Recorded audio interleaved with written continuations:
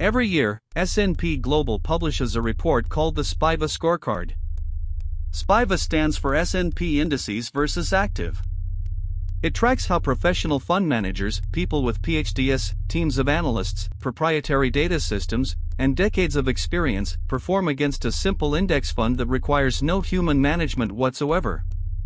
The 2024 report: over the previous 15 years, 92% of large-cap active funds underperformed the S&P 500 index. 92%. Not a bad year. Not an unusual market. 15 years. 92%. This is not obscure research. It is published annually by the world's most reputable index provider. Every financial professional knows about it. And yet the active fund management industry manages approximately $15 trillion in American assets and generates approximately $300 billion per year in fees. Why? Here is the paradox. Fund managers are smart. Analysts are smart. The research teams are excellent. So why do they consistently lose to an algorithm that just buys everything? Several reasons. First, the market is made up of all these smart people. When all of them are trading against each other, they collectively are the market. For every trade that outperforms, an equally intelligent counterpart is underperforming. By definition, most cannot beat the average. Second, costs. Every active fund trade generates transaction costs. Every analyst on the team costs salary. Every compliance officer, every office, every conference, paid by your expense ratio. The index fund has none of these costs. It just holds everything. Third, career incentives. A fund manager's career risk is not underperforming the index. It is being different from other managers.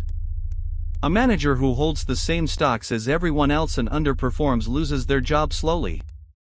A manager who makes a contrarian bet and is wrong loses their job immediately. The incentive is to be mediocre together, not to take the risks required to truly outperform. We covered this in the 401k video, but let me show the full picture for active funds. A $200,000 investment at 7% return over 30 years.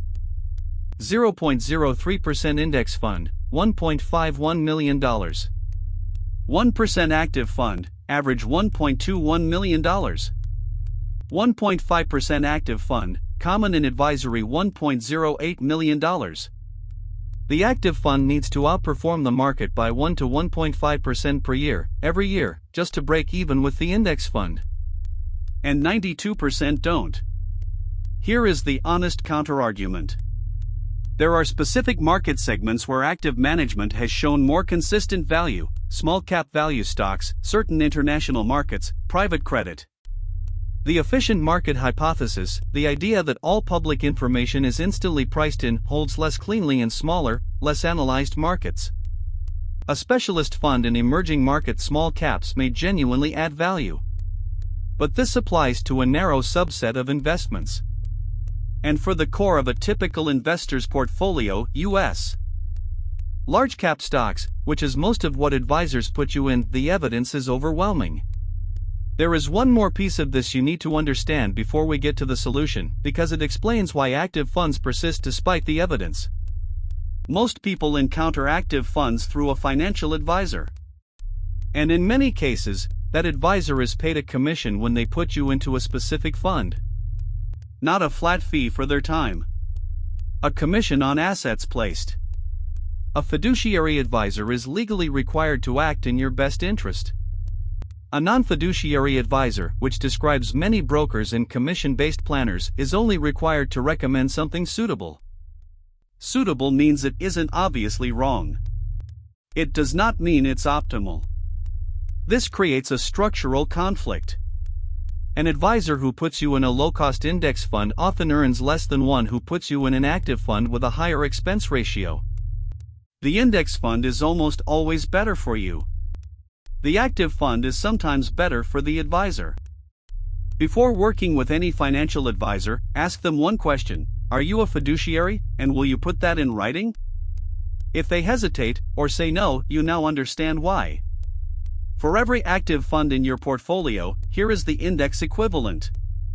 US Large Cap Active Fund VTI or FCROX, total US market, 0.03% or 0%.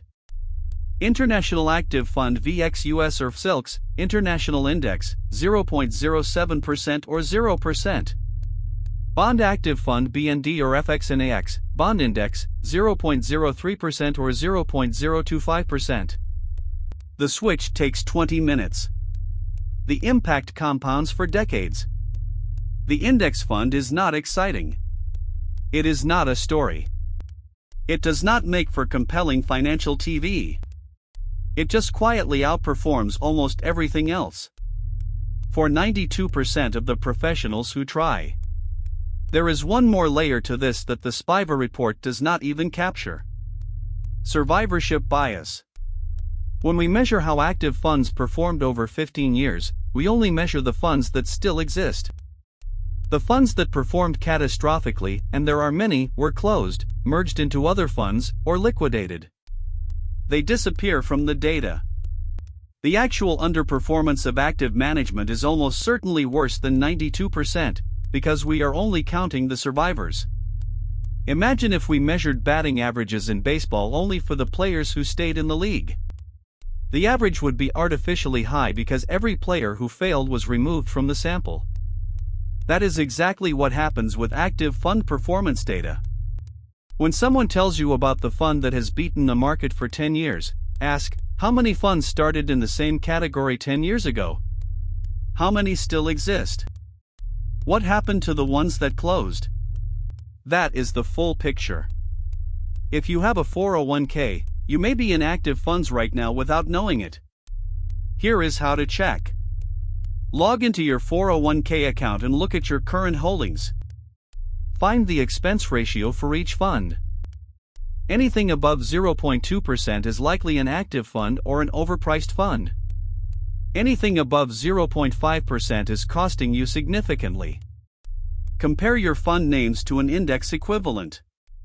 If you are in a fund called XYZ Large Cap Growth Fund at 0.85%, that is an active fund likely underperforming VTI at 0.03% by 0.82 percentage points per year before we even account for performance. The switch takes 10 minutes in your 401k portal. Go to the investments section. Sell your current holdings. Buy the index equivalent, typically labeled S&P 500 Index Fund or Total Market Index Fund, in your plan's fund list. The compounding effect of removing 0.8% annual drag on $200,000 over 20 years is approximately $89,000. That is not a rounding error. That is a decade of salary for many people, quietly flowing from your retirement account to a fund manager who is statistically very likely to underperform a passive approach anyway. The index fund is not exciting. It is not a story. It does not make for compelling financial TV.